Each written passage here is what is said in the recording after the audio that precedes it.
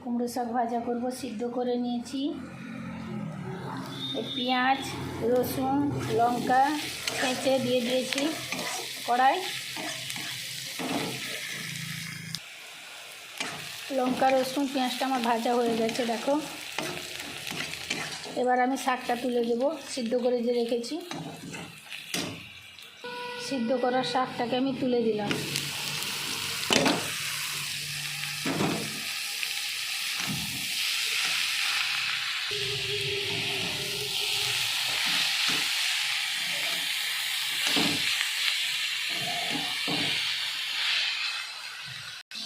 শাকটা আমার ভাজা হয়ে গেছে, আর নাড়বো না। এবার চাপা দিয়ে রেখে দেবো। কেমন লাগলো বলো, কে কে খেতে ভালোবাসে কুমড়ো শাক।